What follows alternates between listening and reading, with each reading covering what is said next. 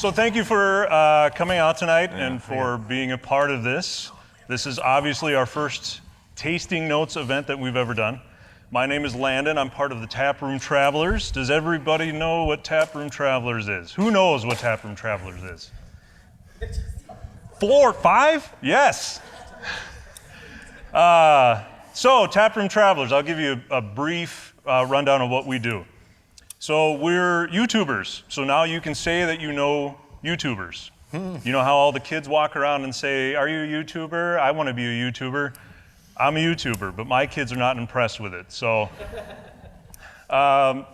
we run a YouTube-based channel, and so we started out right here in Eau Claire. Our first episode was at Lazy Monk Brewery.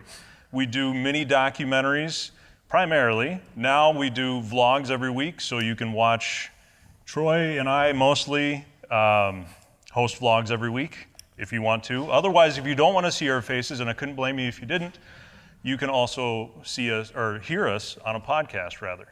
So tonight we're actually recording this for later use on our YouTube channel. So you'll get to see the back of your head maybe if you're sitting in the middle aisle there. So we just want to thank you, and we want to thank the Pablo Center too for having us out here. This is a wonderful space, isn't it? The view that you get out onto the river and all the bright lights at night, it's great.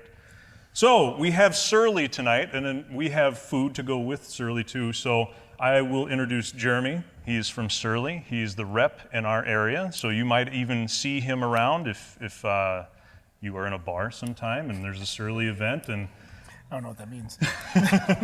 Yeah. Jeremy's a drunk, and he likes to... professional drunk. He's a professional drunk. No, yeah, me and Jeremy go back probably well over 5 years. We both have been in the beer business now for over 5 years, and I've sold him beer, we were competitors, and now we work together, so. And this is Troy, by the way. I had am mentioned Troy, yes. He talks occasionally. I talk about beer, so. And so tonight you will notice that we have 4 beers in front of you. You probably also have a 5th glass. We have a surprise later on at the end of the night, so don't get too crazy early on. We also do have food, so we have Chef Adam over here, and he's going to talk to us a little bit about the food that we'll have tonight so that we don't get too crazy with the beer. How's it going, Adam? Good to be here. Thank you. So they asked me to pair a little bit with the beers that you have. Oh, goodness. So they brought me in just to kind of pair with the beers, to do a little something that kind of goes along with what you got. So I saw some IPAs on there and a coffee bender. So the IPAs really work well because they're kind of bitter, they're kind of sour. They really work well with sweet, salty, fatty. I couldn't get like a whole lot of fatty on there. We've got some salami, but there is some cheese curds with some truffle honey. There's also a little bit of grapes and some whiskey candied nuts. So some fun stuff that you can kind of graze on while you're trying the beers, kind of in between each course. So that's pretty much it. I recommend with the coffee one that you try the honey cheese. It went really well with me when I tasted it in the kitchen. So yeah, Wonderful. Thank you very much. Thank you so much, Adam. No, this looks awesome, yeah. appreciate it. Thank you. Yeah. Thank you very much. So we're going to kind of work our way around tonight for the beers, and while we're having you pour the beers, we'll talk kind of about that. But before we get into the Furious, let's talk a little bit about Surly. So everybody here kind of knows about Surly, right? You've probably seen it around. You've had some of the beers, yeah? Yeah, More Surly? hands. Wow! How many people have been to Surly? How many people have been to the old Surly? Woo. Oh, wow. Yeah. It's okay. All right, that's fine. That's great. That's a good talking point then, right? Yeah. So I'll give a little bit of a brief history of Surly. I can give a brief history of myself too, but those of you who haven't been to the Brooklyn Center location, we still do tours out there. We still do a ton of beer out of that location. We actually brewed all of our R&D batches do come out of that building. So anything new that you guys see that comes out as far as like a seasonal in our mix pack, Rocket Surgery at one point in time came out of there too. all of our one-offs that come out in February, March, April, they still all come out of there. Actually, Axeman still comes out of our old facility. So those of you that have been to the Minneapolis location, we do Extra Citra, Furious, and Hell out of that location, and that's it right now. Believe it or not. And all those other beers that you've enjoyed, that you see in the market, still come out of our old facility. So you can still do a tour. Omar does those tours, so you guys get to be right in front of the owner. He likes to talk a lot, which is fantastic. So you guys get a lot more information out of him. Fantastic tour, but just kind of see where it all started. It's a pretty cool experience. So again, my name is Jeremy. I've been with Surly for just over a year now, as Troy alluded to. I've known him for quite a while. I've probably been in the beer industry for 6 years. Prior to that, I was in the fitness industry, and how those two married, don't ask me. It happened. Also, kind of like how Surly got started too. So any good beer story has to start with love, right? So Omar's parents, what was it? I can't remember. Dort and Nassim, they met in Chicago, came all the way up to Minneapolis, and started an abrasives plant. So that is actually that facility where you guys, if you go to Brooklyn Center, that's where that beer is made, is actually in an old abrasives plant. Parents were going to give that over to Omar at some point in time. He did some engineering, he did some business school, got involved with that, decided it really wasn't for him. He did not like working in abrasives. In between that time, has anyone heard of the Mr. Brew Kit? Has anyone ever done one? Yeah, way in the back. So a Mr. Brew Kit is a really great way to make terrible beer and give it to your friends. So basically you make a little mix, you put it in this plastic like milk jug in your house, put a wet towel over it, hide it in a closet, and wait a couple weeks. Ta-da, you have beer. Omar got one of those gifted to him for Christmas, and that's how this story kind of got started. Did that, realized this is terrible beer, got away from it, spent some time at the abrasives plant, realized it really wasn't for him, and started getting back into home brewing at that point in time, and found out that he really truly enjoyed doing that. So the next batch he made was a little bit better, and the story kind of unfolds from there. In 2002, he was still making some beer. Him and his wife just had a baby on the way, so he figured, hey, you know what? I want to make a beer for my newborn child. So he made a beer for it. It was a baby pale ale. Put a picture of his child on there and handed it out to all the neighbors. It was like, congratulations on the cool beer and your kid. So kind of a cool way, and everyone really enjoyed that. And that was a good kickstart for him to say, you know what? My beer is progressing. People are really enjoying this. Where do we go from here? 2004, the abrasives company not necessarily wasn't doing that well, but as we all know, there's a lot of companies that are kind of outsourcing. And with that business mindset, he's like, this is not a great pattern to get on, so I want to get into beer. At that point in time, Minnesota had a lot of really great craft beer. Make it a joke. I mean, there really wasn't much anywhere in America. We had Summit and we had Shells, and those two companies are still around making great beer. So at that point in time, you guys have had some of those beers before, so you guys know what they're about. So kind of going back to 2004, he really wanted to get started, and he ran into Todd Haug. So if anyone knows that name, Todd the X-Man, those two actually went to school together. I want to say it was in Golden Valley, Minnesota. So at some point in time, they knew each other, got reconnected in California at a beer conference. Todd was working at Rock Bottom at that point in time. He had lost one of his assistant brewers. I believe it was his assistant. That's how I got my start, was Rock Bottom. Yeah? There was a Rock Bottom in Pittsburgh, and I used to go to that place all the time. And now it's kind of a joke, but back in the day, you're talking like 15 years ago, that was the only place making beer. Right, it was. I mean, as far as like a tap room where you guys could go eat and have beer, I mean, Rock Bottom was kind of the place to go. So those two got talking. Omar was kind of pestering him, realized that Todd's beer was great. His beer was okay. And he really wanted to bring Todd on. He kind of approached him a couple of times. And they finally joined together and created their first batch in 2005, which was Bender. So at that point in time, it was our Oatmeal Brown Ale, which is the base of Coffee Bender. So that beer is still around, just with basically dry hopped coffee in it. Bender itself, you can't find in the market. We still do brew it. We just don't distribute it by itself anymore. Can't find it in the tap room either. Hopefully at some point it comes back, but I have no idea what their plans are for that. So in 2006, they sold their first keg. I believe it was Solera in Minnesota, and the next beer that came out was Furious right afterwards. Everyone hated that beer. Again, I kind of alluded to Summit, Shells, a lot of the macro beers were out there. And even one bartender, they gave him a sample and he spit it out and said, no one will ever buy this. Nobody's ready for it. It's bitter. What is this? A year later, Surly actually won Best New Brewery in America in 2007. So within a year of somebody spitting out Furious, which is kind of our flagship beer, they won Best New Brewery in America. Obviously, at that point in time, the Abrasives Company was pretty much all brewing equipment now, and we were brewing only Furious, and we really had no more space to make other really cool beer for all of you guys.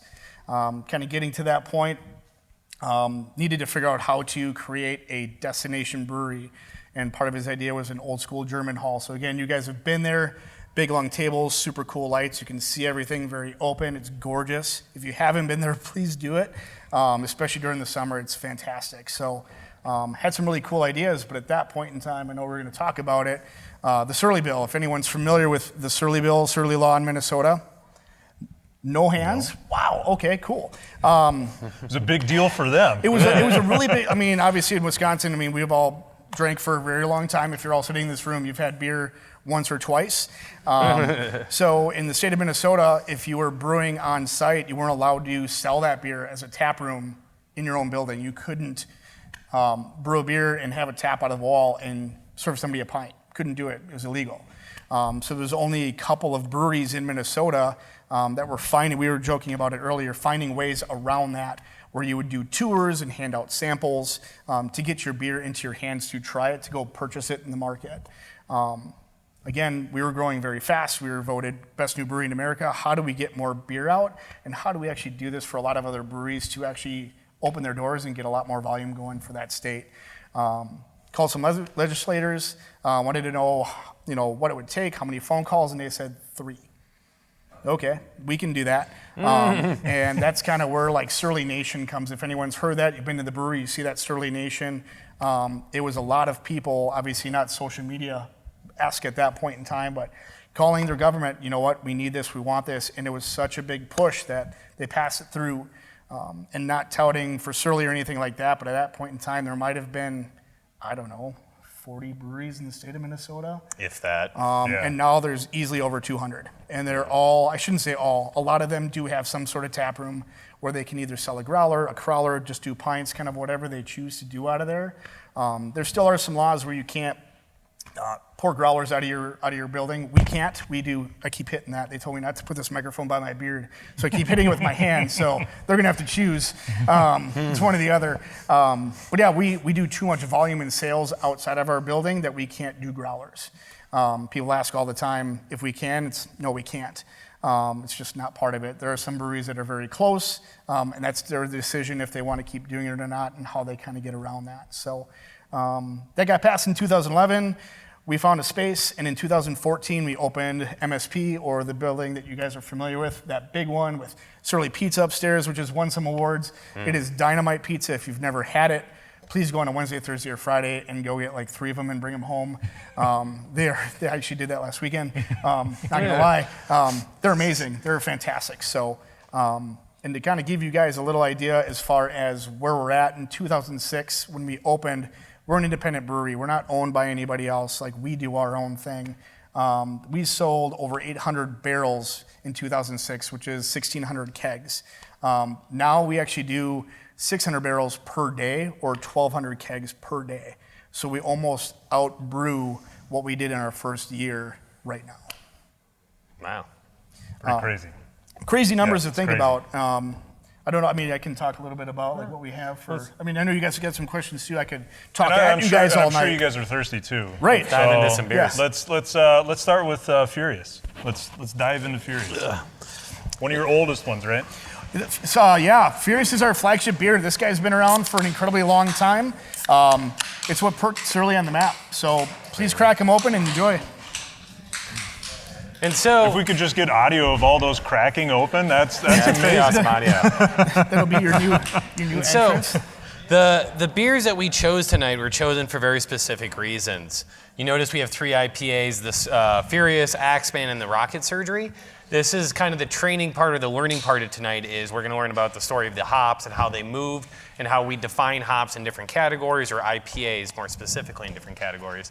So the Furious IPA is probably the best example of what we now call a Midwest IPA, a red IPA.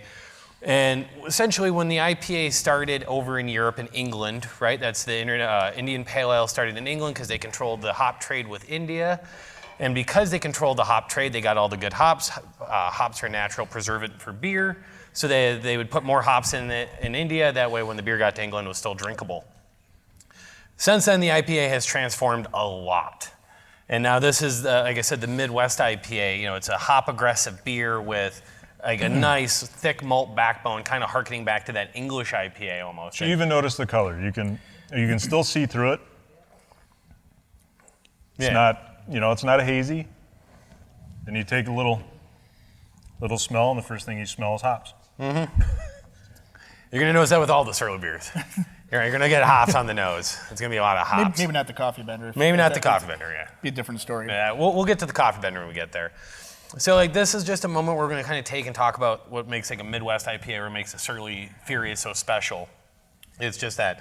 You don't often find IPAs with this malt backbone to it anymore. These are styles of beer that have kind of gone away, and a few breweries have kept them around. Furious is a great example of that. But like, what are you guys getting for flavors? Let's kind of make this as interactive as possible. So is anyone getting any fun flavors off this beer? Any good descriptors? Yeah, aromas, flavors, just shout them out. Take a moment, drink it. Nothing's wrong. Just beer. It's just beer. You can say something ridiculous, and we won't come at you too hard. You can even say it tastes like armpit, and that's okay.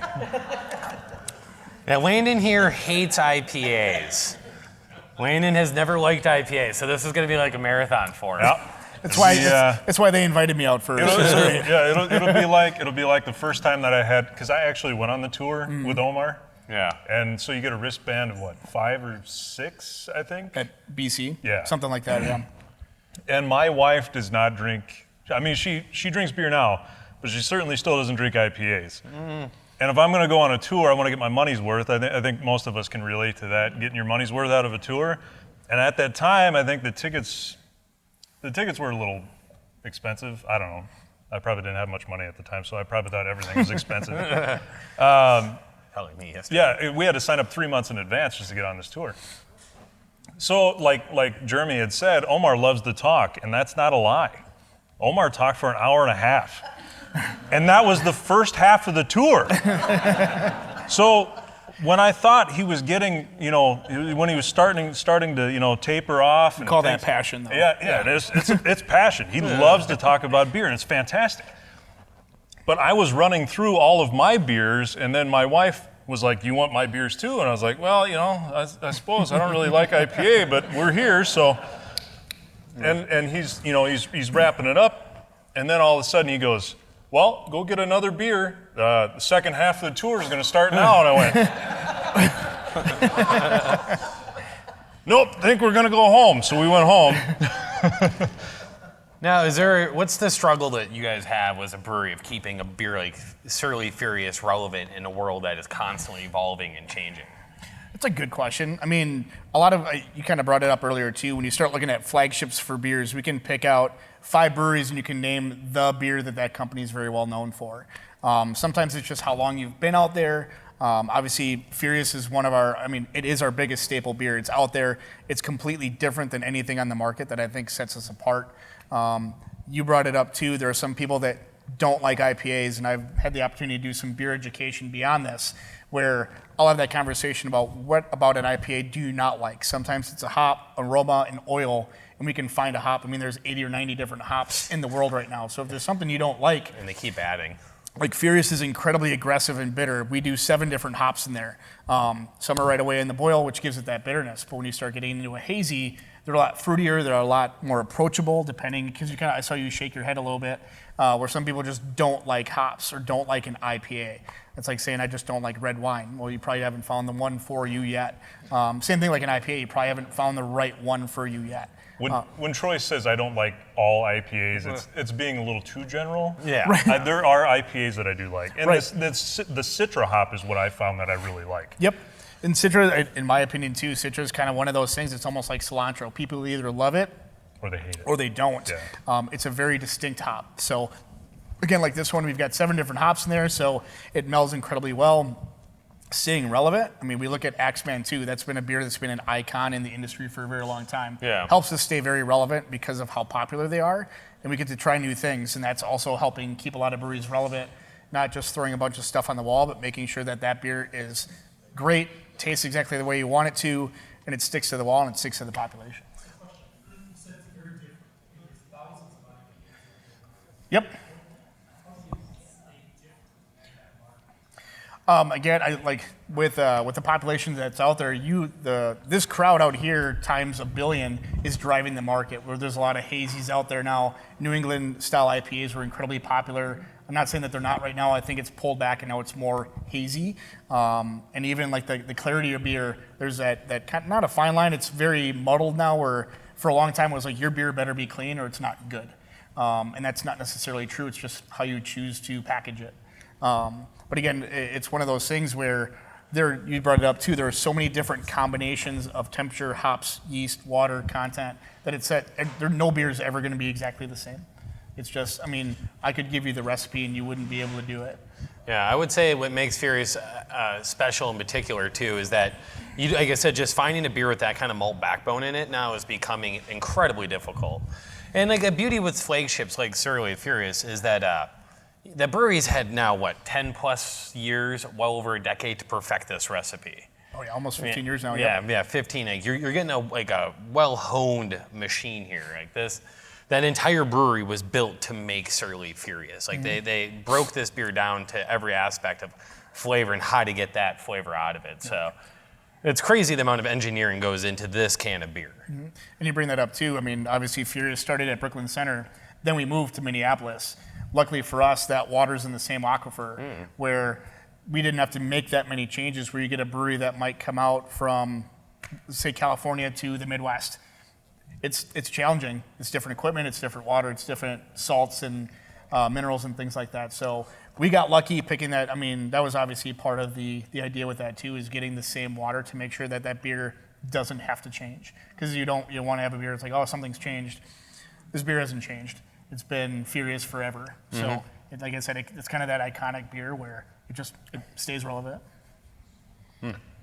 All right, should we move on? Yeah, absolutely. Yeah, the Axeman. So, Axeman time. Sorry, Jeremy. No, you're good. Did you want some snacks? Got cucumber just for you. I like cucumber. You would. You would. Yeah, I would. I think you have to have everyone open this at the same time, so it's one big.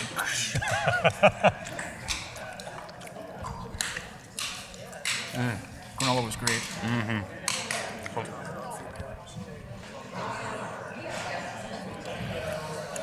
So when you first pour it, you'll notice the color. It's a little different. It's a bit more straw yellow. Can't see it all the way through it. Yeah, less red. Now this would be a prime example of what we would call a West Coast IPA. So if Surly Furious is a Midwest IPA, we're moving out to the West Coast here. We're gonna be looking for a lot more pine, a bit more citrus. Drier, different color. It went from that red color to that yellow color. I should back up too. I shouldn't say drier. Beer industry will call it well attenuated. So the sugars that are in that the sugars that are in that beer have been eaten by the yeast, so it will be drier. Just won't be as sweet as like a sweet stout would be, or even Furious. You guys are getting some of those caramel notes and that malt still left behind a little bit. This one's going to be cleaned up a lot more. Yeah, pine. Think of almost like not like a gin and tonic, but if you had to compare this to spirit. Tastes like a hippie. Landon thinks IPAs taste like hippies. Yeah, well, at least this one. You can call it a hippie IPA. I love this beer. Now, Aren't this they is on one, the West Coast? No? They're all over. It's the 60s, man. Come on. It's a 60s. No, this is one of my favorite beers that they have made, though. This is like the perfect example of the style. That pine, that resin just hits your tongue, coats your mouth. You get a lot on the back end. If you let it sit for a while, you get a really on the back. So for this group too, you guys might notice a lot more aroma on the nose. Agree or disagree? I know for me, I do. This is going to be a beer that's been dry hopped. I believe it's twice. So there's a lot more of those hops added after the beer's been made. So all those oils are left behind, and that's what you guys are smelling. Just that giant floral bouquet in your face. And again, when you guys are eating your boards out here or drinking, your eyes are telling you one thing, your taste buds with that nose gives you a lot of flavor too. And that's one of the things that I love this beer. Citra Mosaic, Golden Promise, incredibly simple recipe to put together. And I shouldn't say it that way, but there's not a lot of ingredients going on. It's an amazing beer in my opinion. I love this beer. And this is named after Todd, the brewer. Yeah, so kind of going former back into brewer. that a little bit, this was a collaboration. I believe it was in Denmark at that point in time. Did a beer out there, came back and rebrewed this. Todd was the original brewer at that point in time, so Todd the Axeman. If you guys are out in the market, we've actually done a complete refresh on all of our cans. The only two on this table would be Rocket Surgery and the Coffee Bender that have the new labels on it. Furious and Axeman now, the name Todd has fallen off. It's been a while. He left the brewery. We do have a new head brewer now, Ben Smith, who's doing incredible things as well. Todd has moved on, and he's successful in his own realm, and so are we. It's just kind of one of those things where it was time to just update our entire packaging line and create a little bit more space in the labels. We also have to give a lot of credit to the West Coast IPA. I mean, really craft beer, or the reason we're all sitting here, the reason all these breweries really exist are because West Coast IPAs. I mean, you're looking at 15, 20 years ago when the craft beer movement started, it was brewers that had abundance of good, tasty hops on the West Coast, started putting those into what was considered mild or very average beers, and completely revamped the entire industry. And to this day, IPAs are still the best sellers. And we're just watching how they've evolved over essentially a 20-year period. And that's kind of like I said, part of the conversation here tonight is, how we get from a Midwest IPA like a Surly Fierce with that big, rich malt backbone that is offset by that aggressive bitterness. Now we moved into the piney, and then we'll haze it up here in a moment. But anyone have any questions, thoughts, comments, concerns? Pretty far. We are distributing in, I don't remember how many states right now, but we are in Canada, pretty much everywhere in the Midwest, Colorado, Nebraska, Dakotas, Ohio, Michigan. We have some really cool opportunities right now through the Brew Pipeline. I'm not sure if anyone in here is familiar with that. To keep it simple, it's kind of a cool, unique way for a brewery to get a bunch of beer into the hands of somebody else in a different state, like Arizona, New York, Oregon. So we have actually Axeman, I believe, Furious down in Arizona. The Twins do play down there for their spring ball, so people are familiar. But it's a great way for breweries, not just us, but other breweries in the market, to test market a certain state, a certain city, where this company will purchase the beer, put it in the market. They help to move it along and see if that area is going to be successful for that beer or not. So we have a lot of states that we're in right now, not necessarily that we've paired up with a distributor, but with Brew Pipeline, they're kind of helping us out with that. Obviously, the Midwest is our strongest, and we start filtering out from there too. Good question. Good question. Pellets. We also do a wet hop version, as a lot of breweries do. So ours is called Wet, and it was Mosaic this year. I know, really creative name. But and if does anyone do any home brewing or okay? So you can pull those hops right off the vine and throw them right in. So we send out a couple of brewers out to Oregon. They pick the hops. They have a semi out there. They choose which hops they want, and within like a 48-hour period, it goes from there with 2 drivers in a semi to Surly. And as we're brewing overnight, as soon as that semi pulls up, hops go in. Because it has to be that fast. Those wet hops are super volatile. They're very fragile. So if you're not in the boil, using them, and then in your hands and drinking it as fast as possible, it's not going to be the beer that you want to be drinking, just because you're getting so much more aroma. You're getting a much different flavor out of that compared to a pelletized, which is kind of for you. A lot of home breweries use it, but a lot of macro breweries use it too. Not macro, but a lot of craft breweries use it. It's a lot easier to figure out how much you need year over year, because just like grapes, the environment can change those hops as far as bitterness and aroma and flavors. Some scientists are doing that, I'm not, but they tell us what they think it's going to be at, so we know how much we need to add. And if you ever go on the Minneapolis tour, they'll actually show you how we add those hops in. We're not dumping that into any of those brew kettles or anything. There's actually I think it's 3 or 4 dosers on the side that we put all those in, and the beer will actually come through there and pick up those hops. So we're not dumping any of that hop right in there. Same thing as far as like post-fermentation. When we're doing our dry hopping, same deal. The question is Surly doing anything with cryo hops? I just wanted to make sure we heard. Yeah, I'm not sure. There are some breweries that do it. I don't know offhand. Have we played around with it? Potentially. I mean, I know when Cryo Hops came out, it was, I mean, as a home brewer, it was kind of a cool thing to play with, but definitely not. I'm not sure. What is Cryo Hops? What is Cryo Hops? Yes. Do you have a good answer? Or? I think I don't actually have a good answer for that one. That's above and beyond my. They are, I mean, there's a lot of different ways you can get hops into beer.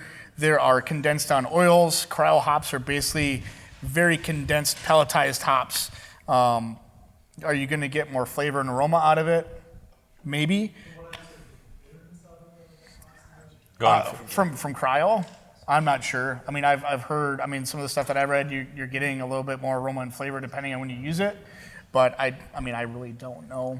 I think Jeremy also brought up an interesting part of like how fickle hops really are. You know, that's why beer gets put into brown bottles. It keeps the bottles safe from light, because light is the enemy of hops. The lupulin is the powder that makes the alpha acids that we drink and enjoy. And the more when the light hits it, it can skunk it. It's very light UV sensitive. So beer in a brown bottle has become popular because of that. So fun fact. What about those beers in a clear bottle? I wouldn't put them out in the sun at all. Yeah, and then you can even get like a beer like Corona. Corona's already purposely pre-light damaged or light struck. That's how you get that ever so gentle skunky flavor in it. So if you ever want to know, Sometimes not so gentle. so if you want to know what a bad beer tastes like, just buy a Corona and just envision that plus more. Is that why we put a lime in it? That's you got to put a lime in it. Maybe 2, 3? Just kind of cover up that stank. Yes, and you got to be careful for the coronavirus. Yeah, yes, you're right. I didn't realize Corona was so vindictive. I'm sure Corona was real thrilled about getting a virus. Come on, named after- come on. I'm glad I'm not a Corona sales rep anymore. All right, and on that note, why don't we Dodging move bullets. on? Huh? Yeah. So we're going to go to rocket surgery. Yeah, right? so like we've kind of did the 2 classic Surlys. Now we're gonna move into rocket surgery, which is the new like big promotion for this year. This is the new go-to-market, hammering it home. So you're gonna see this all over town if I do my job right. Yes. And Jeremy's gonna like me more because of that. I still love the sound of all those cans opening like up. you a That's lot. fantastic. I certainly numbers this month were fantastic.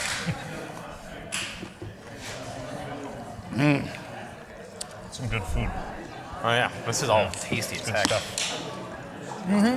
It's perfect for like this, just like, Yeah. not popcorn, but just like nibbling, and you get some Yeah. fat, and Yeah. it's almost clean that palate. We're not overly fussy on the pairing. Right. Yeah. Well, why don't you guys go ahead, take 5 or 10 minutes here, take 10 if you have to hit the bathroom before we really dive into the next one. So. All right, so we'll pick it back up. The rocket surgery. Yeah. Technically a hazy ale. So back to my half-ass lecture here of the history of the hops. So we went from a Midwest, then we went to a West Coast, and now we're going back east to what's been now dubbed the new East Coast IPA or hazy IPAs. They really started in Vermont. They started matriculating out. Surly's doing it, but obviously Surly is a hop-forward brewery, so why wouldn't they do it, right? So the hazy beers are the newest iteration of IPA. We've been through so many iterations of IPA. It's actually really fun. You know, you got the Midwest, West Coast. You got white IPAs, black IPAs, red IPAs. You got Belgian IPAs, IPLs, which is like a German style almost. So yeah, the Hazy IPA is what's in right now. This is what we're rocking. And like I said, this is a new beer from Surly. Most of you might be trying this beer for the first time. Right. And Surly also has another Hazy, the One Man Mosh Pit, which is a bigger, more aggressive beer. This guy over here. Super excited about that. Yeah, I like that guy. That's their like aggressive hazy, where this is kind of more of the daily drinking hazy. And that's like me and Jeremy here are both in the business, so that reflects your go-to-market. And I think Surly has a great go-to-market. They have a lot of beers at 3 different price points. They got their more high-end beers like the One Man Mosh Pit, the Axeman. You got your mid-level like your Furious, your Rocket Surgeries, and then you got your like Hells and stuff that are a little bit cheaper, a bit more sessionable. So they're very on top of what the business is doing, where the market is, how to sell. I had this conversation with my boss the other day, like 5 years ago. Everything was line pricing, everything was the same price. But our consumers no longer are looking for that. They're looking for that multiple tier, and this is that hazy beer in that mid tier. So. Yeah, I think Troy kind of hit it on the head too. If anyone has had our One Man Mosh Pit before, it is going to be your traditional, not New England style. New England style, in my opinion, is a little bit more on the lactose, thicker side. Really, really hard to see through. Thick without the K. Right, it's going to be very opaque. Where you get into the hazies, a little bit more fruit forward, lactose. I mean, people are doing a lot of different things, and that's kind of where those 7 to 8% hazies live. And then you start getting into a little bit lower ABV. So if anyone's very into the hazy beers right now, if anyone's into the haze craze, hands up, yeah. You may be used to something that's a little heavier, maybe a little bit more opaque. Again, when you start bringing down that ABV, which is great in my opinion, is drinkability. Like I would like to have a couple of beers if I'm going to sit down and have any. You have to pull back on the grains. You have to pull back sometimes on the hops too to have that right balance, especially with a hazy. You can't be overly malty. Definitely shouldn't be overly bitter. A lot of those hops in there are going to be late edition hops. Again, going back to oils, aromas, and flavors, which is what this beer is really about. You got to almost think of like hops as like grapes, like wine. You can get a lot of different flavors out of hops. Hops can give you everything from melon flavors to citrus to pine to earthy, dirty notes like English style. And I think where Surly did really well here is that, you got to balance your beer with something. In the traditional vast majority of beers, you're balancing that malt sweetness with that hop bitterness. But you don't always have to do that. That's the tried and true for sure. But I think with something like a hazy, you can balance that citrus that you get from the hops with like that pine. And being that you're using so many different kinds of hops in this beer, you're able to do that blend, almost like a blended red wine. I would say this is more of what you would call, and I don't hear this word a lot anymore, sessionable. Oh. Yeah. Yeah, I don't hear that. Sessionable. Able to drink multiple. Where you can just sit down, have a few, Have a session of and beer. really not get too, tore up. We've all had those Friday nights. We're all Wisconsinites. Unless you want to be. I'm a transplant, by the way. I have learned the way of Wisconsin, though. So from South Dakota. Yeah, We accept him. Close enough. We're all We're Midwesterners, and we like to sit down with a 6-pack. At least that's me. You sit down with a 6-pack on a Friday night. You're either in the middle of winter and you're putting up with the depression of being in the middle of winter, or you're done with winter and you're knowing that winter's going to come again, so you're getting ready for winter again. Or I sit down after a hard week of work selling beer on a Friday. And I'm like, I've earned this. I put in a solid 35 hours. Yeah. 12 hours of actual work. I mean, I sent emails. There's market research. Yeah. You got to get familiarized. And maybe you can give me a little more insight on this, Jeremy. What you'll notice, though, too, about Rocket Surgery is it comes in the 12-ounce can, which we don't see a lot of anymore. You see, this is what we're starting to see on the market a little more, the 16-ouncer. I'd say that you're seeing the market going away from the 16-ounce can towards the 12-ounce can. Currently, Surly's doing a lot of switching. I mean, you are, but when I go into the grocery store, because I'm not selling it, I'm buying it. Yeah, give it a year. I'd say in 2020, my prediction is you're going to see most 16-ounce cans go away. You're going to see a lot more 12-ounce cans, and that's just because people are looking to have multiple beers in an evening. And when you can have 3 12-ounce cans instead of 2 16-ounce, like because I'm not drinking to get necessarily messed up. Are you saying that we have commitment issues? Because I do. have I have a 4 lot versus 6, or yes, I have okay. a lot of commitment issues where I look at a can like that and I go, not tonight. I got a couple friends who are like, you got to get a kegerator. I'm like, I can't commit to a keg. That's a lot of beer. That's a lot of one beer. I need a lot of commitment issues in this room. Yeah. I'm like Lou Bega. I need a little. I think everybody agrees. We all have commitment issues. That's why there's variety packs. That's true too. So you don't have to commit to 16 ounces. You go, I don't know. That's 4 more than I really want. That's actually the variety pack is a beautiful way to go. You get the other beers, but you always get the flagship. And once again, you can learn to appreciate a flagship beer. And I know it's easy to overlook them, but that beer has been honed for years. It's perfect. Yeah. They've worked all the kinks out of it. You're getting a beer that doesn't need more trial and error. And maybe your prediction's true. Maybe that's why we're seeing the 12-ounce can. And I welcome it though too, because my beer fridge only holds so many 16-ounce cans. Yeah. There's a little spot in the door that holds a lot of 12-ounce cans. That's where you put your burner beers. Yeah. You got to have that beer. Your fridge beer? Then you have that one. Has anybody had a jalapeno cream ale? Anybody? Jalapeno beer? Did we like it? I loved it. You loved it? Wow. Yeah, you liked it? I met someone now. I can write that in It was the the diary. worst. Yes. Yeah? I make one at home. I'll bring some out. Jeremy makes one at home. Maybe I'll like it this time. So if I'll go on a slight little tangent. If you ever watch our vlog, we had a jalapeno cream ale once. Beer of legend. We really struggled getting through it. I drank all mine. I did too, but for the sake of the video. There's a lot of cuts or what? No, we didn't No cut. edits? We didn't edit. No edits? We went straight through it. We live. drank it, and then we complained about it for the next 3 weeks. I call that the fridge ghost. Everyone's got one. You got one beer you just don't want. It's just hanging out in the back, and every day you're like, Or Nope. it's for a July guest, 4th or it's wasn't for a cool guest that doesn't know anything about beer, and you go, I got a beer for you. I got one. throw it in the cooler, take it to the party, be like, somebody's gonna drink this. Yeah. And you can bring it home. You're like, But we digress a lot. yeah. Surly Mole. The darkness version or like an older version? Yeah. So those of you that have been to, and I think most of you have been to the new location, did anybody ever have the beer called Smoke?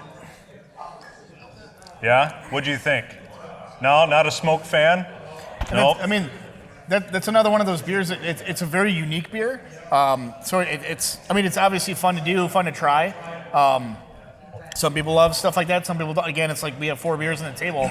Hopefully you love all of them, but you might not. Yeah. Now, I think everybody's had a bad version of any kind of beer.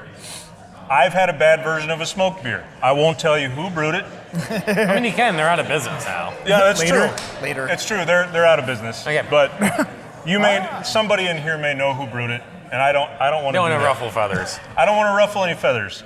But if you've ever had a beer that tasted just a little bit, when they make a smoked beer, they smoke the malts. You can smoke hops. Yeah, you can smoke hops too. Who knew that? Anyway, so smoking the malts, it depends on what kind of wood you use. The smoked beer I had, did anybody grow up on a farm, been on a farm where they burn trash? Yeah? That was a good You know that pause. smell, right? You know what burned trash smells like? That's what this beer tasted like. Which is why I won't tell you who brewed it. They were very proud of it. I was not very proud of it. It is something that is stuck in my head forever. So that is one thing about a bad beer. I say that I don't like IPAs, but I can appreciate a well-made IPA. You can appreciate the style without liking it. You know that if it's a bad beer, you know that if it's a beer that you don't particularly like, there's a difference. I don't like IPAs. That's okay. But I still appreciate these beers because they're made well. Before we move on to the coffee bender, we had 3 very different IPAs. Does anyone have a favorite, a quick, like this one was better than the other one? Who liked the Furious? Axeman. Axeman? rocket surgery hands. Anybody Any enjoy rocket it? surgery? Yeah. There he is. I like your style. Yeah. Oh, hey, there we go. You like them all. That's my favorite great, too. person right now in the Yeah. room. So if anyone wants to up that, Just tell everyone how much they love Surly, Yeah. and I'll just keep yep, Yeah. just tabs. Yeah. And now, as Monty Python would say, now for something completely different. Yeah, we're gonna go into the coffee bender. We're done with the IPAs for those of you who hate IPAs and have suffered through the last 3 beers. Yeah, go ahead. Oh, thanks. Appreciate that. Sir? So I think the first thing you'll notice is it smells like coffee. Yeah. I like the little cheer they're making over there. There's a pyramid of cans. Social media that. Okay, everyone. Coffee bender time. So this is a completely different beer, but I actually had this thought the other day. Me and the wife were somewhere the other day, and I had a coffee beer, and I turned to her. I'm like, it's awesome that every town should have their own coffee beer, because there's coffee roasters everywhere. Every town has a local coffee roaster, and I think every town should have a coffee beer. So if there had to be a coffee beer in Minneapolis, this is probably it, right? Oh yeah, Right? I agree. Yeah, or even Western Wisconsin. This is my go-to coffee beer. Jeremy, take it away. Tell us about it. Again, like I said, our first beer that came out was Bender. It was an Oatmeal Brown Ale. So the base of this beer is still that Oatmeal Brown Ale. So oatmeal is one of the grains you can put in the beer, and oatmeal doesn't contribute a ton of flavor to the beer, but it definitely gives you a heavier mouthfeel. Oats is strictly for almost texture reasons. Yep. So if someone puts a lot of oats in a beer, that's kind of like you're not gonna get a ton of flavor. Silky, Silky, soft. fuller, your tongue's gonna have more of like a milk. Think of like drinking a glass of milk versus a glass of water. Continue, I'm sorry. Yep, no, But not lactose. Same thing with that too. I mean, we talked a little earlier about kind of a beer being opaque. This beer is going to be very dark, but it's still nice and light, very drinkable.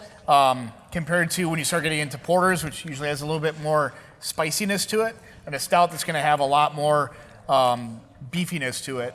Again, with this one, I like the descriptor beefy in my beers. yeah, Yeah, beefy. I think we need to It's use a that good- more as a community. We can say that.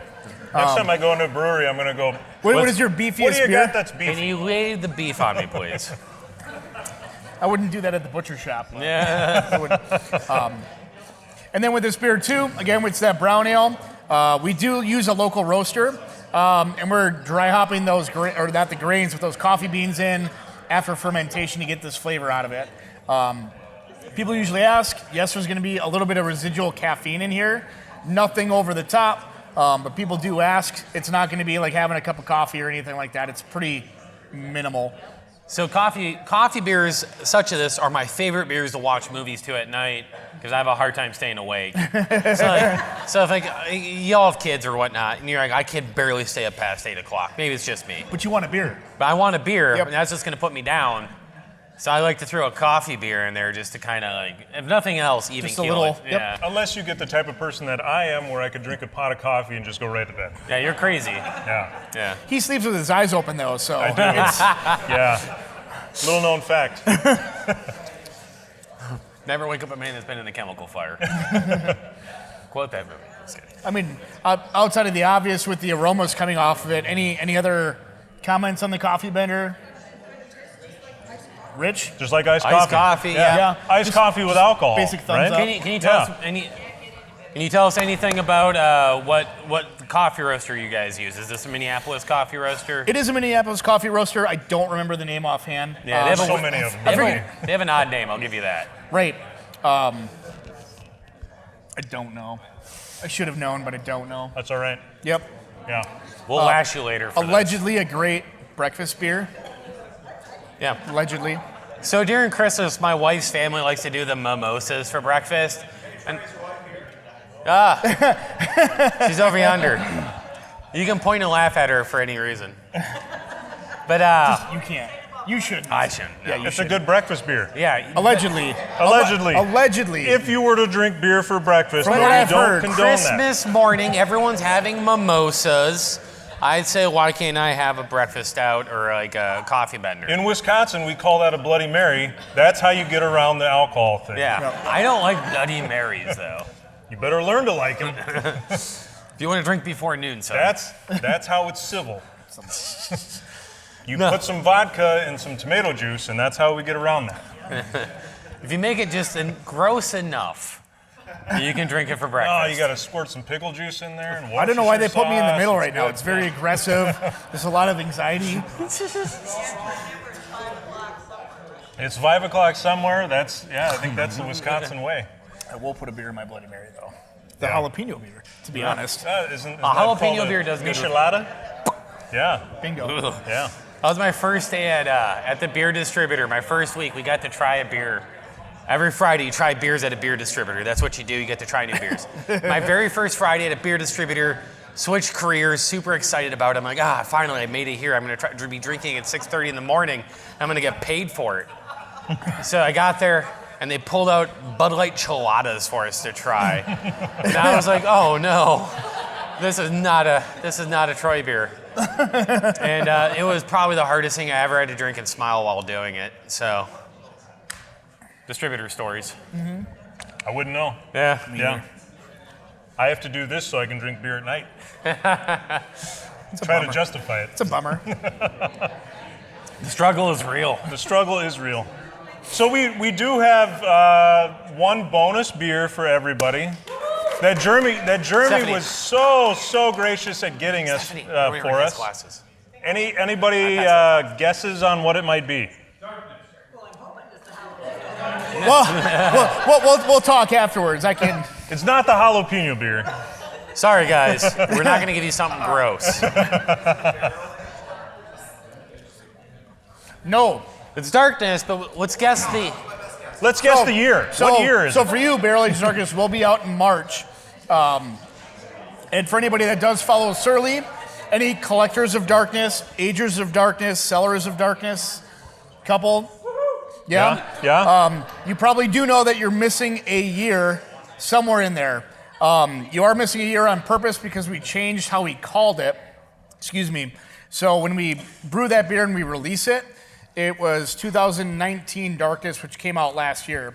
When the barrel age comes out in March, it'll be 2020 Barrel Aged Darkness. So we're calling it when we're releasing it to the market. I don't remember the date, but 4 or 5 years ago, we were calling it when it was brewed. So it'd be like 16 Darkness, and then in March of 17, we call it 16 Barrel Age, which was kind of confusing in the market.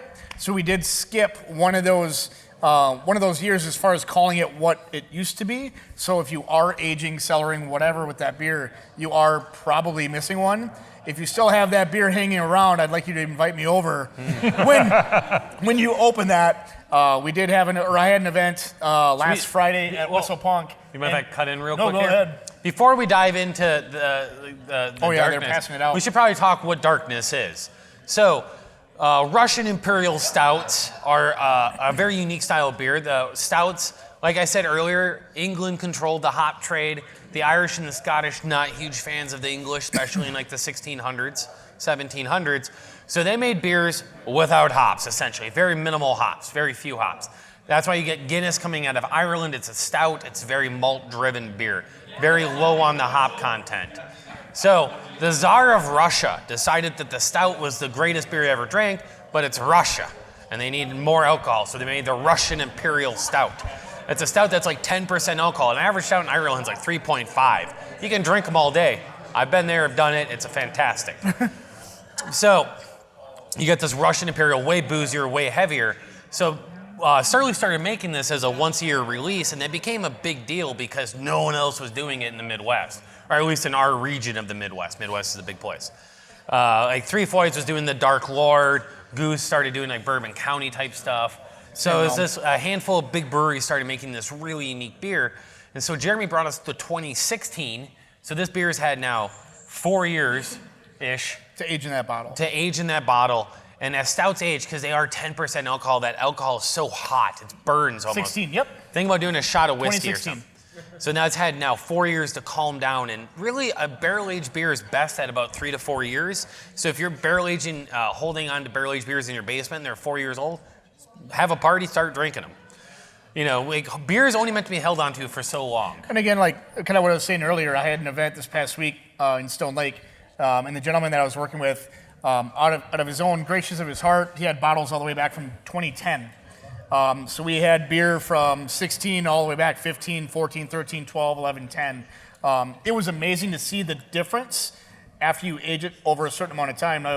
When you're aging or cellaring, whatever you want to call it for your beer, the length of that is completely up to you.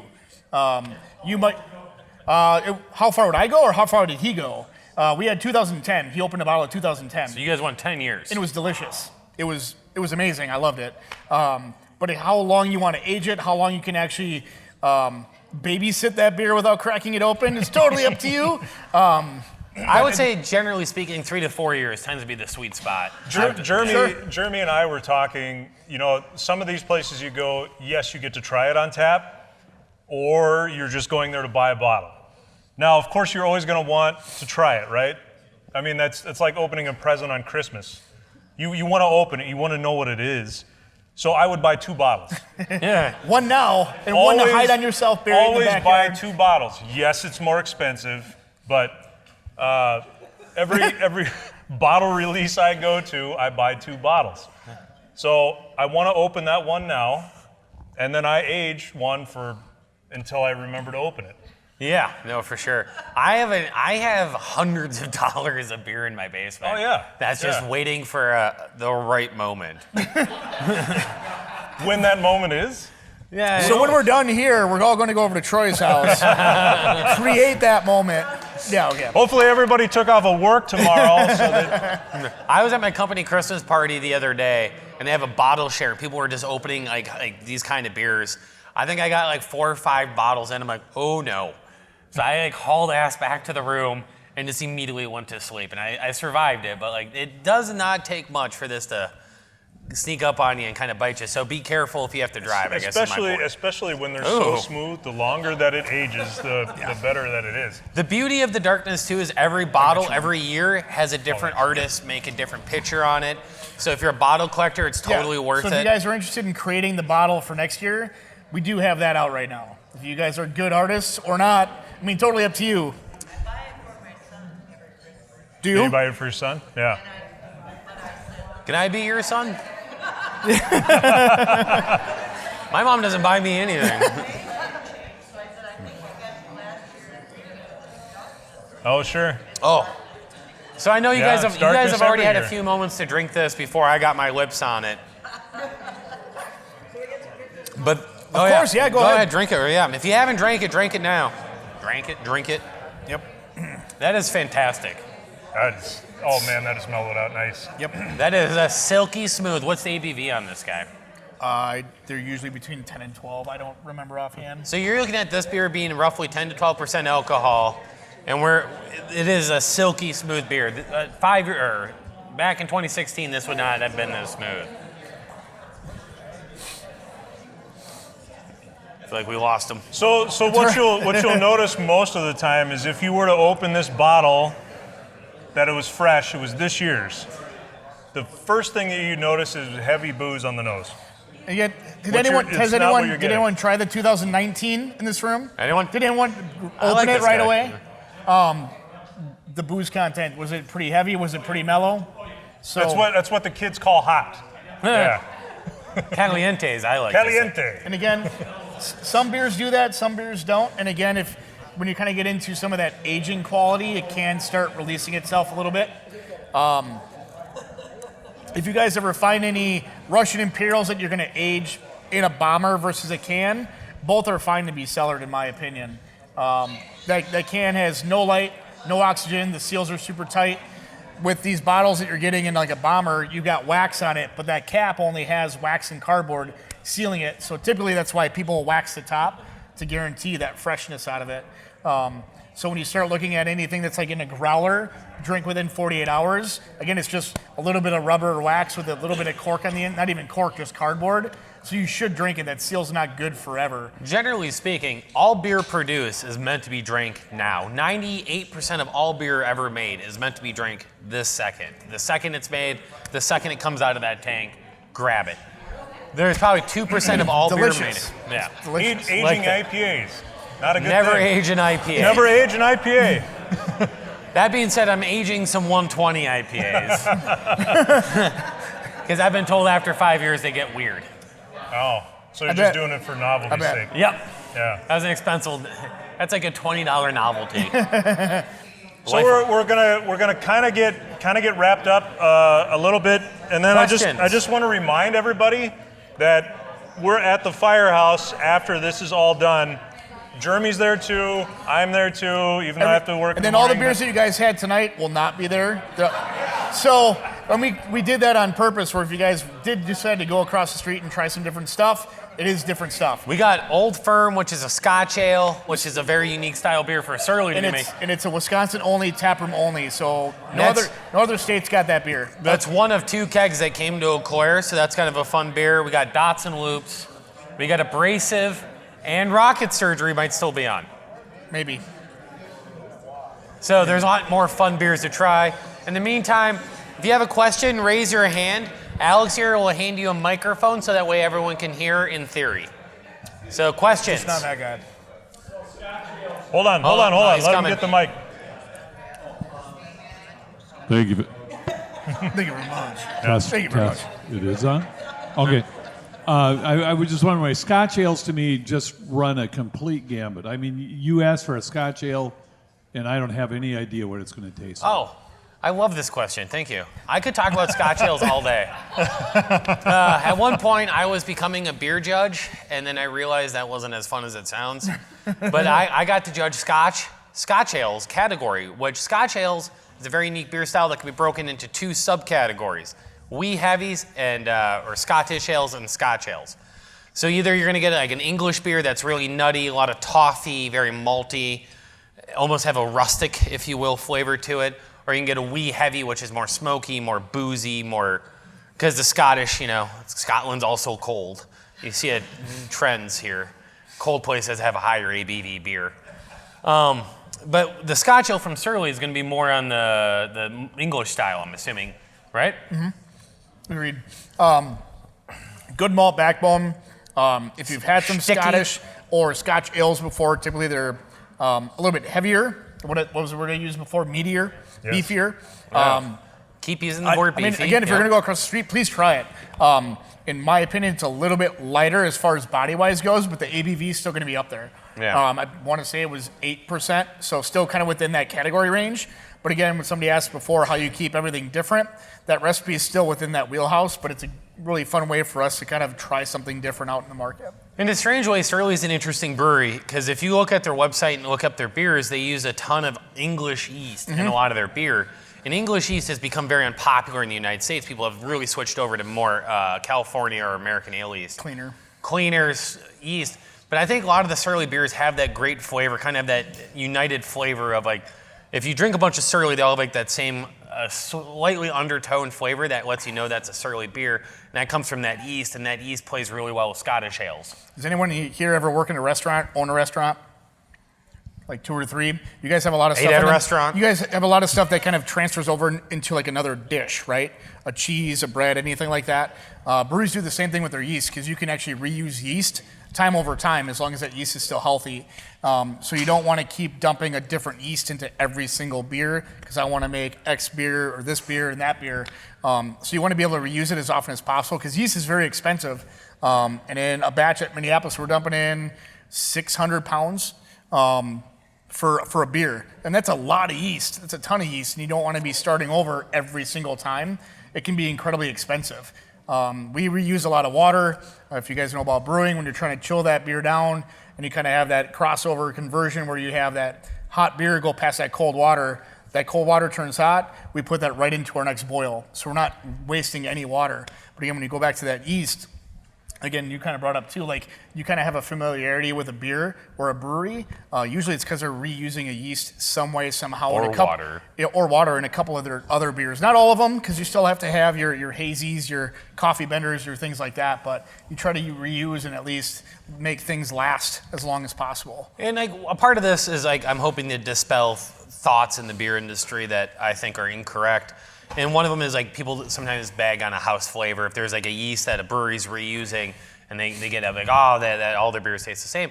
That's literally how beer styles got started in Germany. It was breweries using the same yeast over and over, using the same malt, same hops, and creating those flavor profiles that create that unique experience with that beer. And like, all the beers we talked about, like Eau Claire is a lucky town. We got Brew Project, who does a ton of hazy IPAs. So if you like hazy, that's your place. And you got Lazy Monk over there that's also making a lot of, they're using I used to work for Lazy Monk, so I know this, but they use the same yeast in a lot of their beers, and they propagated that yeast over years. So now in order to truly have a Lazy Monk beer, you have to go and get their beer. You can't just make that at home. And a lot of times, and certainly with your guys' English yeast, I'd say is a very similar, that creates that continuity of that beer and that it's almost like its own life force in a way. Helps create consistency out of that brand too. Yeah, and the brewers understand that yeast better. So it's just kind of a fun thing. Not that everyone here is going to go home and just like read all the biographies or documentaries about yeast. Don't do that. Yeah, that sounds like a terrible way to waste your Saturday. Let guys like me do it, and then we'll. If you're having trouble sleeping, then we do that. Then we'll do this, and we'll give you the footnotes. Is there any more questions out there? Any more? Nope, not. Nate, you don't get any questions. Yes, hello. You could just talk. For the Surly barrel aging program, do you guys have anything unique coming down the pipe that I maybe have not seen? Surly barrel aging, yeah. I know that you guys are kind of, at least in the past, as far as I understand it, rum and whiskey barrel focused. But we were at Blue Moon a couple of years ago in Denver at the dude called it the lab, and there was some crazy shit there. Right. Like tequila and gin barrel aging. Yep. Which was disgusing, but I'm curious what you think. But I mean, you might as well play with that. All right. The question is are we doing anything Surly cool with have any barrels? barrel aging? Yeah. I know. I mean, we're always barrel aging something. So obviously, we always have our darkness that's barrel aging. Things get blended. I mean, obviously, you've been to some other breweries too. As far as any other barrel aging beyond that, we know we did a little bit last year. We had our what was that? The electric sombrero that came out. That was barrel aged in a tequila barrel. So I mean, we do end up playing around with some stuff that's in a barrel. As far as what we have coming out going forward, I'm not really aware of it. I wish I knew. I know that we're always playing around. I don't end up in that building as often as I'd like to. Like I said, I'd get in trouble if I was. I'm supposed to be in Wisconsin. He's in Minneapolis all the time. But yeah, I mean, as far as I know, like I said, our barrel aged darkness is coming out in March. Beyond that, as far as other barrel aging, I'm not sure. Is there anything fun coming down the pipe from Surly in 2020 that we should just be aware of, generally speaking? Yeah. Next month, we're having our Blonde Ambition come out. It's a blonde Hellesbach. That's going to be our one-off for February. I think I said Hellesbach, right? Yeah. And then also in March, we'll be releasing Grapefruit Supreme, which is a Berliner Weiss, or for people that don't know what that is, a tart ale with grapefruit. We had that come out last year around the same time Rocket Surgery did. That beer was fantastic. So that will be our next year-round beer that'll be out in 6 and 12 packs. Exclusively hearing it here. Yeah. Yeah. But yeah, Rocket Surgery came out that's year-round. Grapefruit Supreme will be year-round in March. There will be plenty of samplings in your market to try that. So if you're not a big, like, everything, I mean, you're all here for a beer event. So if you don't enjoy that beer flavor for some reason and you're still sitting here, that Berliner Weiss is incredibly different, where we had 3 IPAs and then also we had 16 darkness. Completely different realms. Grapefruit Supreme is also in a completely different realm as far as like a beer style goes. Very tart. It's definitely got a unique quality to it. In my opinion, it's a lot lighter. And it's gonna be, again, that's why we're putting in a 12-pack. It's a very repeatable beer as far as your palate goes. Yeah, that's a fun style too. That's crushable style. That's dangerous style. That's floating down the Chippewa here style. Yeah. Any more questions out there? Yeah, another one. All right. Nate, hold on. Oh, you get as many as you want. Nate, Yeah, I wish you I can. knew. Yeah, you can. Good question, but So I wish I when knew. you barrel age, does that increase your alcohol content? Marginally. Yeah, you're going to get a lot of flavors out of that, so sometimes it can be slightly deceiving. Rye, whiskey, bourbon, wine, which we did with our pentagram back in the day. Not really. Just straight alcohol content? I would say the hardest part about barrel aging is there's always a little bit like, if you're getting a whiskey barrel, there's going to be some whiskey still in that barrel. So whatever whiskey's still in that barrel is going to go into the beer. And so that will increase your alcohol percentage ever so slightly. Ever so slightly. Not too much, because you don't want to get in trouble with the law and stuff like that. because like they're More on the distilling side. yeah. Yeah. Then you can get in big trouble. Then you get in trouble, but you have to be careful with that. But there is always a little bit of whiskey or a little bit of vodka or whatever. A lot of flavors, a lot of aroma, Gin or sometimes rum. color. Yeah. Yeah. Who else? Any more? Come on. No- Yeah, over here. No questions ever hurt my soul, I think. Bless you. So you mentioned that the hazies came out of the East Coast. Yep. So what other great information, besides not being filtered, I assume, what makes a hazy? There's a lot of different. There's a lot of different ways to make a hazy. Sometimes it's the yeast, which some people use London 3 or other variants of that to keep beer in suspension, or not beer, but your solids in suspension. So when you guys are getting that crystal clear beer that's, I don't know, 90%, 85% of the beer that's out there, it's crystal clear. It's either been filtered out or centrifuged out, whatever that happens to be. But getting a hazy, there's a lot of different ways you can create haze. Yeast, late addition hops, because again, we talked about pellets earlier. Some of those pellets are left behind. Grains can be left behind. People can add adjuncts to it. Lactose. Lactose is another one that can be added to Lactose the beer. is an interesting sugar to add to a beer because lactose can't be fermented. It's a more complex sugar. So when yeast eats simple sugars, it farts out CO2 and shits out alcohol. So if you give it a complex sugar, it can't do that, and so that's you have more residual sugar in the beer. So that's why you get like a milk stout has lactose in it, and it gives you that milk vibe. We've been seeing a lot of that with IPA. To be fair, oatmeal, a lot of times, like we talked about oats earlier, you can add oats to a hazy IPA that gives it that body and that thicker color. Time and fermentation. To be fair, I homebrewed a hazy IPA probably 5-6 years ago. It was terrible. I dumped it all out. But I was really revolutionary is really the point of this story. And I just want everyone to appreciate it for a moment. And it's that, to piggyback on the lactose, that's why you're starting to see little asterisks on all the beer menus. Because who knew there were that many people that were lactose intolerant, right? Yeah. I thought the state had bred that out of the population. Apparently not. Apparently, if you have too much milk and cheese when you're a kid, you become lactose intolerant. Yeah. So.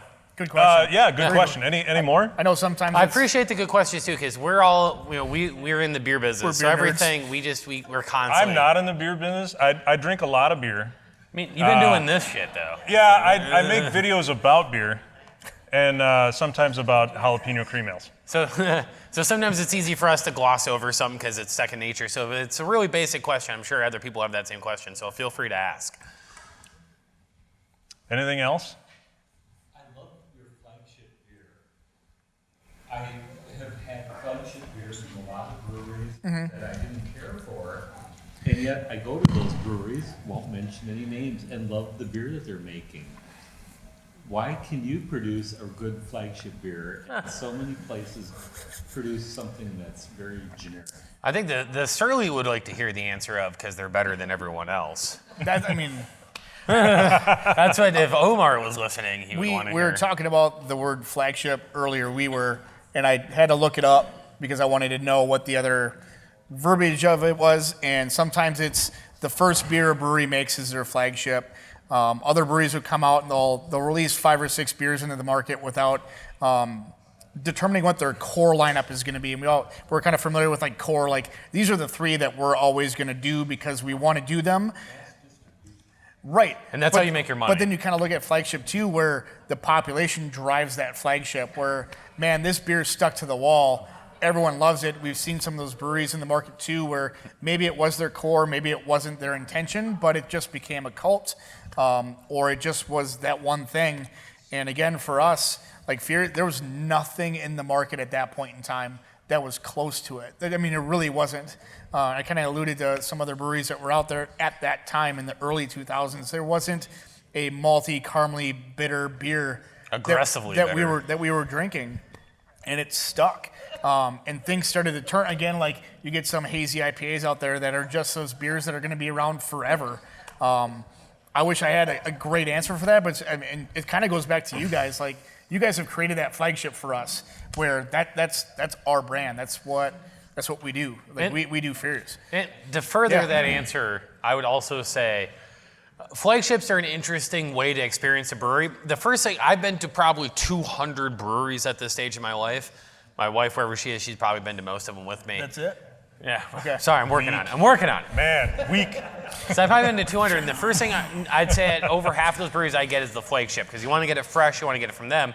But a flagship beer is, like I said, the beer the brewery built their backbone on. That's the one that probably paid for half the things there. And a lot of times that beer might be stuck in time a little bit. So that'd be a beer that would have been very popular 10 years ago, and maybe is not as like up to date on the flavor profile of the current. So like as things evolve, beer recipes evolve, but if that's your flagship, that's the one people know, they keep going back to. So that beer might still taste like 2010, might taste like 2013, 2015. And that's always an interesting part of craft beer too, is re-experience, because like I've drank so many beers. It's a stupid number of beers. And it's always fun to kind of go back and try like a Sierra Nevada Pale Ale, a Surly Furious, and reacquaint yourself with those as your palates expand and be like, oh, this reminds me of like, 2012, and you realize like, oh, this beer is perfect, Mm-hmm. So it's also because I'm in the beer business, I need people to drink flagships so I can like keep making money. But, full disclosure. But Selfish, Troy. That's selfish. Sorry, I like eating. So It's okay with me. There's one more question over here. Start talking, apologize, that happens. What's the maximum ABV of a beer you can legally brew? That we do, or in general? Because I've seen some beers that go way up there. Yeah, in Have general. you ever heard of Utopias? Yeah. I mean, it's... Samuel Adams does Utopias, and I think that comes out at 29%. Yeah, you can. Brew Dogs has done, I think, higher than that. Yeah, full disclosure, I've had Utopias 3 times. It's not worth the $200, but I didn't pay $200. I paid $1 for the ticket, and I won it. My wife won it. If my wife was here, full disclosure, he didn't win it. If my wife was stole here, it. if my wife was here, she would say she won it. So technically, she won it. She might watch this video later. Just put that out there. Anyway, If you ever want to know what Utopias tastes like, it tastes like a lot of things. Go buy port wine and drink some port. Close enough. Well, then you got to let it warm, and then it tastes like chocolate, and then it tastes like something else. Anyway. Yeah, because of modern technology, we can get higher on the ABV. Back in the olden times, they used to make Eisenbachs, for example. Eisen being ice in German. They would freeze it and take out the water molecules, so that way you'd have more of a concentrated. So that was the way they used to do it. But now with modern equipment, you can get up to like 20, 30, 40%. It's very expensive. Very few breweries do it. There's even less market for it. They may as well just call them all. It'll get you drunk. Yeah. Because it will. This won't taste great, but it'll end your day. I think we sat around with the little, does everybody know the little taster glasses that you can get from like Lion and Kugel's? Yes. The really little ones? We all had not even a full glass of Utopias. And at this point in our lives, we were somewhat drunks. Because going hard. We drank a lot. We drank all of that and sat around going, yeah, I don't need another one. We're good. That was a lot. Wow. And so, you don't need high ABV to have a good beer. I think we all know that. But yeah. On the other end of that spectrum, how about an NA? NA beer. Do we do one? We don't have one right now. The NA beer, I think in 2020 and in moving, especially into 2021, just looking at the market and what's going on, you're definitely going to see an uptick in NA beers. There's a brewery, I think, in Minneapolis now that specializes in that stuff. You're going to see a lot more of that just because people are getting older and realizing they can't drink as much as they used to. That being said, America doesn't have the NA culture like Germany does. You go to Germany, their NA section's huge. We don't. There's a brewery, and they talk about the recipes. Yeah. The NAs, they talk about techniques. It's way harder to make an NA beer than anything. Yeah, there's that ice process like they talk with Eisenbachs. You can freeze it down, pull that ice out, and then melt that and have a really low alcohol beer. But I also think you're going to see an increase in English style beers because English style beers tend to be really low in alcohol. So you're looking like 3%, 2.5% beers.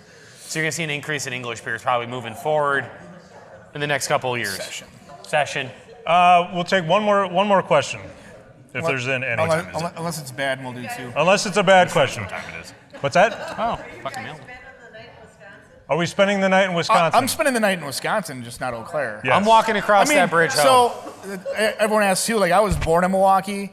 I live in Hudson. I work for Minnesota companies, but I'm Wisconsin all the way. So I live just on the other side of that bridge. So. I've just lived here for 13 years. Right. So. Born and raised.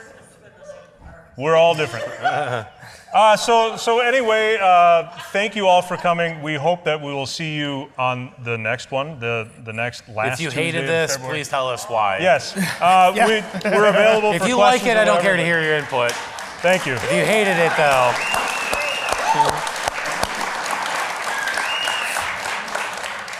Oh, and of course, social media. If you haven't already checked us out on social media, you should do so. Facebook, Instagram. If you really want to go on Twitter, I guess you can. But more importantly, you should go on YouTube, subscribe to our channel, hit the bell if you really want to get Watch the episodes. They're pretty good. Watch the episodes. quick TRT thing, if you will. And then check out Surly. If you haven't gone over to Surly, First thing. do so. First thing. So I born and raised here. I moved away and I came back and I got a job working in the video department at Menards. So when I got hired to work in the video department at Menards, I realized I was working with one of the most talented video crews I've ever came across in my entire life. A guy did a degree in film.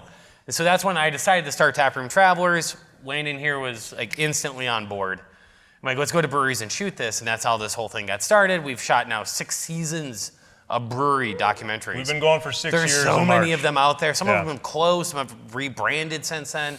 It's a lot of emotional history there for me.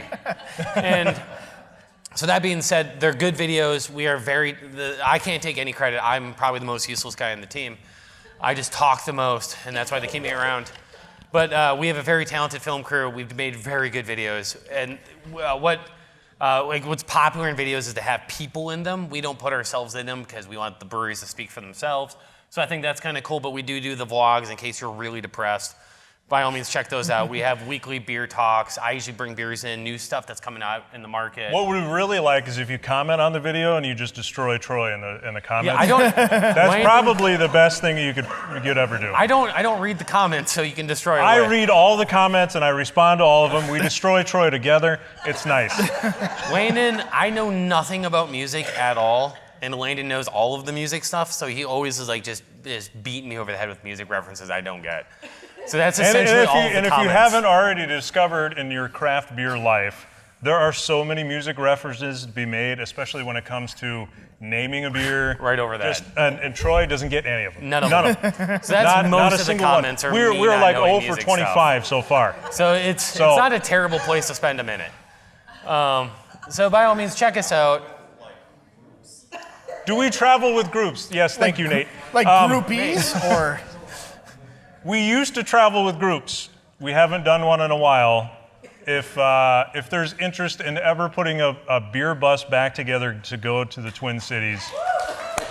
That back corner is all for it. Yeah. Yes. We paid those guys. Not much. We will. They got an extra darkness. We will definitely do that again. So if you message us on social media or whatever, you can find multiple ways to contact us, and we were very reachable. Yeah. So like I said, so once again, thank all of you. Thank you for the Pablo for hosting us and for suckers. And thank you, Jeremy. Thank you, Jeremy. Look at that for beer. coming out. Let's just. Thank you very much. We hope to see you at the next one. Yeah. The beer world is notorious for good beards. Yes. Obviously, we're representing. I am not. Trying to. I can't. Hey everybody, thanks for watching. If you like what you saw, you can click down below where there's some more episodes for you to watch. And don't forget to like, comment, and subscribe on episodes that you do watch. We hope to see you next time.